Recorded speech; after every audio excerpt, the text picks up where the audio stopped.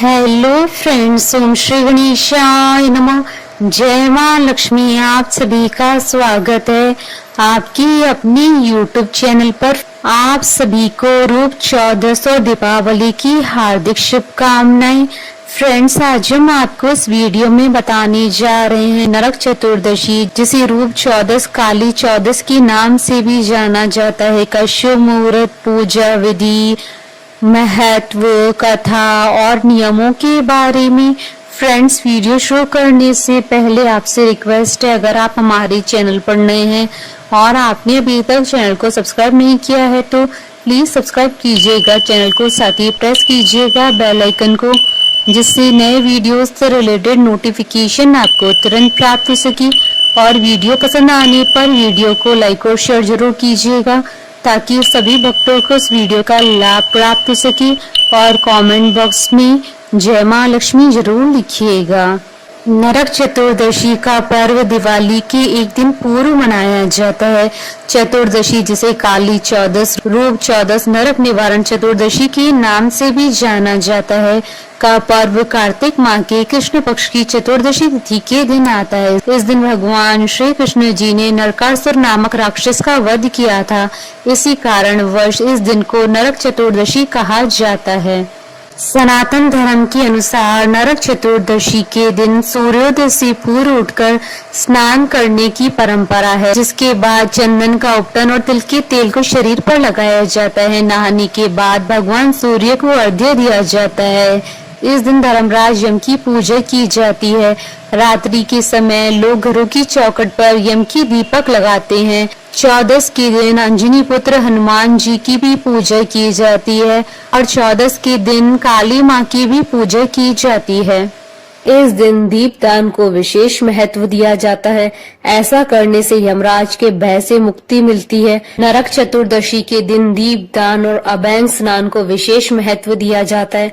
माना जाता है कि ऐसा करने से अकाल मृत्यु का भय समाप्त हो जाता है और शरीर भी स्वस्थ रहता है। जिस घर में नरक चतुर्दशी के दिन मुख्य द्वार पर तेल का दीपक जलाया जाता है, उस घर में यमराज प्रवेश नहीं करते हैं और न ही उस घर के लोगों को किसी प्रकार का भय सताता है।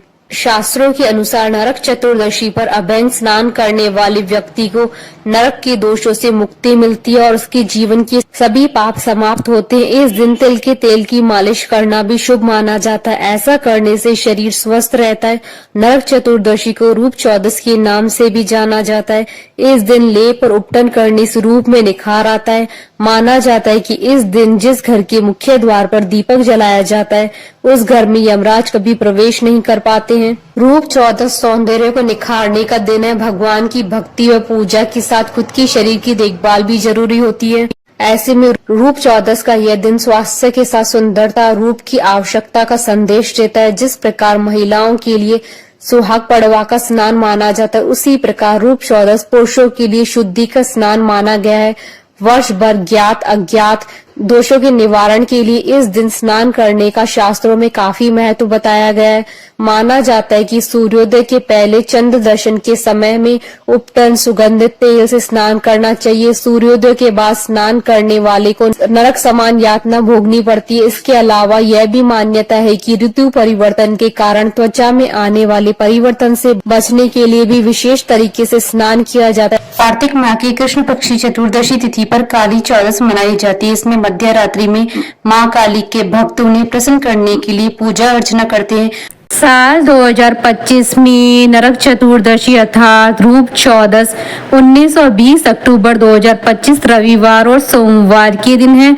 19 अक्टूबर 2025 को रूप चौदस और छोटी दीपावली का पर्व मनाया जाएगा और नरक चतुर्दशी के दिन अभंग स्नान का मुहूर्त 20 अक्टूबर 2025 सोमवार के दिन है। क्योंकि चतुर्दशी तिथि 19 अक्टूबर को दोपहर से प्रारंभ होगी और 20 अक्टूबर की दोपहर को समाप्त होगी। इस दिन सर्वार्थ सिद्धि योग और अमृत सिद्धि योग का शुभ संयोग भी बन रहा है। इसलिए साल 2025 की नरक चतुर्दशी का महत्व कई गुना अधिक बढ़ जाता है। फ्रेंड्स, अब आइए जानते हैं नरक चतुर्दशी की शुभ मुहूर्त के बारे में। हिंदू पंचांग के अनुसार साल 2025 में नरक चतुर्दशी का पर्व 19 और 20 अक्टूबर 2025 को मनाया जाएगा।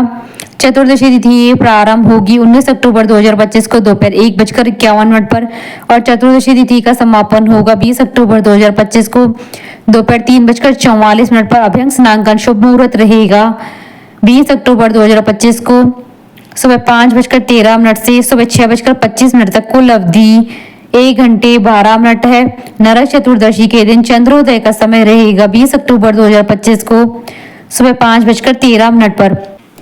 फ्रेंड्स, अब आइए जानते हैं काली चौदस के शुभ मुहूर्त के बारे में। हिंदू पंचांग के अनुसार साल 2025 में काली चौदस का पर्व 19 अक्टूबर 2025 रविवार के दिन है। चतुर्दशी तिथि प्रारंभ होगी 19 अक्टूबर 2025 को दोपहर 1:51 पर और चतुर्दशी तिथि का समापन होगा 20 अक्टूबर 2025 को दोपहर 3:44 पर। काली चौदस की पूजा के लिए निश्चित कल का मुहूर्त रहेगा रात्रि 11:41 से रात्रि 12:31 तक। कुल अवधि 51 मिनट है और इस दिन हनुमान पूजा का पर्व भी मनाया जाएगा।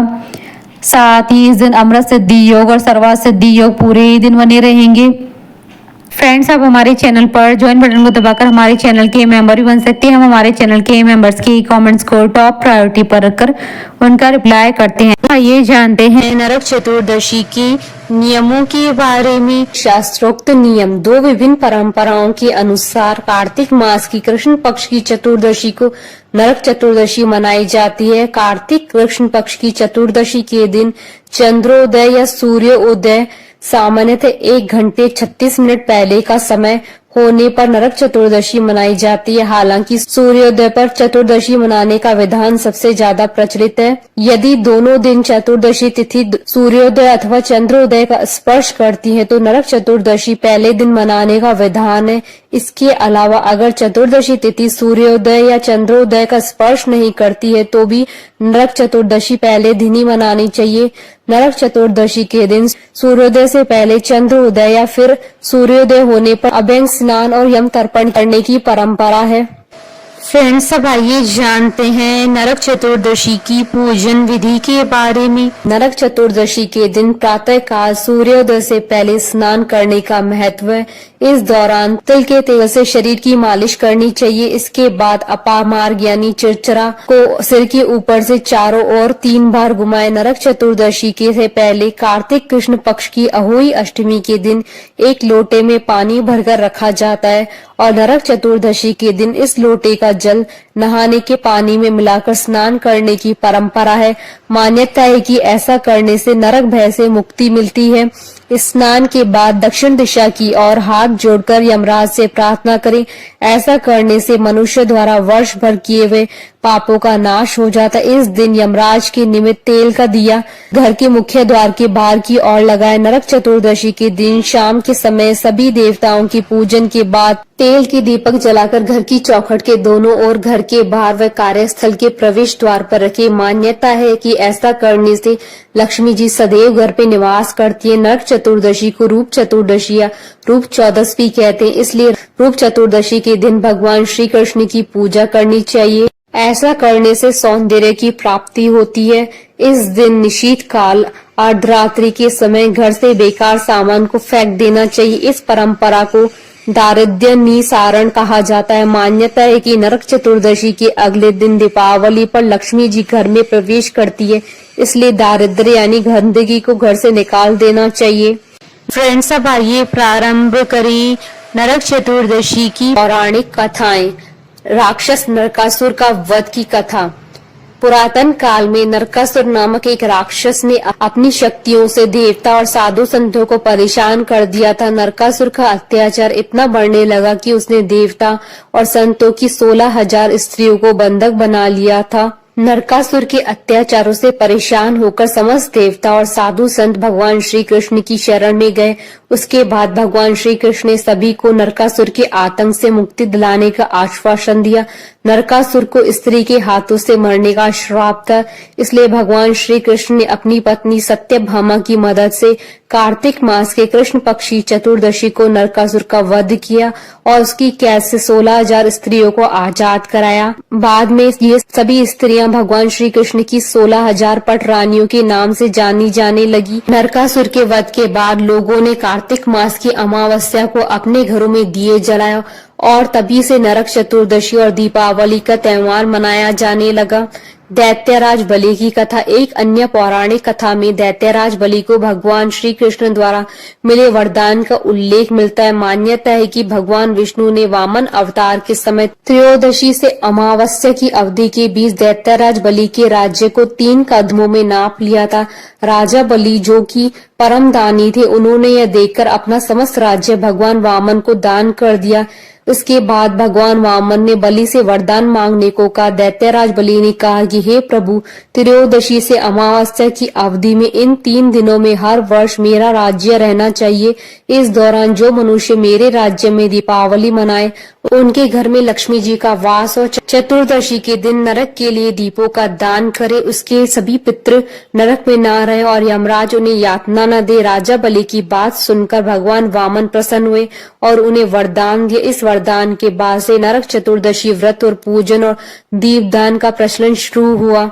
नरक चतुर्दशी की पौराणिक कथा के अनुसार प्राचीन समय में रंती देव नामक राजा था। वह हमेशा धर्म कर्म के काम में लगा रहता था। जब उसका अंतिम समय आया तब उन्हें लेने के लिए यमराज के दूत आए। उन्होंने कहा कि राजन, अब आपका नरक में जाने का समय आ गया है। नरक में जाने की बात सुनकर राजा हैरान रह गए और उन्होंने यमदूतों से पूछा कि मैंने तो कभी कोई अधर्म या पाप नहीं किया है। मैंने हमेशा अपना जीवन अच्छे कार्यों को करने में व्यतीत किया है, तो आप मुझे नरक में क्यों ले जा रहे हैं? इस प्रश्न का उत्तर देते हुए उन्होंने बताया कि एक बार राजन, तुम्हारे महल के द्वार पर एक ब्राह्मण आया था जो भूखा ही तुम्हारे द्वार से लौट गया। इस कारण से ही तुम्हें नरक में जाना पड़ रहा है। यह बात सुनकर राजा ने यमराज से अपनी गलती को सुधारने के लिए 1 वर्ष का अतिरिक्त समय देने की प्रार्थना की। यमराज ने राजा द्वारा किए गए नम्र निवेदन को स्वीकार कर लिया और उन्हें 1 वर्ष का समय दे दिया। यमदूतों से मुक्ति पाने के बाद राजा ऋषियों के पास गए, उन्हें पूर्ण वृतांत विस्तार से सुनाया। यह सब सुनकर ऋषियों ने राजा को एक उपाय बताया, जिसके अनुसार ही उसने कार्तिक माह के कृष्ण पक्ष की चतुर्दशी के दिन व्रत रखा और ब्राह्मणों को भोजन कराया, जिसके बाद उसे नरक जाने से मुक्ति मिल गई। उस दिन से पाप और नरक से मुक्ति हेतु भूलोक में कार्तिक चतुर्दशी के दिन का व्रत का प्रचलन है। रूप चौदस की कथा। भगवान के ध्यान में तल्लीन एक योगी ने समाधि लगाई, लेकिन कुछ ही समय बाद उसके शरीर और बालों में कीड़े पड़ गए। इससे परेशान योगी की समाधि टूट गई। अपने शरीर की दुर्दशा देख योगी को काफी दुख हुआ। इस दौरान नारद जी वहां से वीणा बजाते हुए गुजर रहे थे।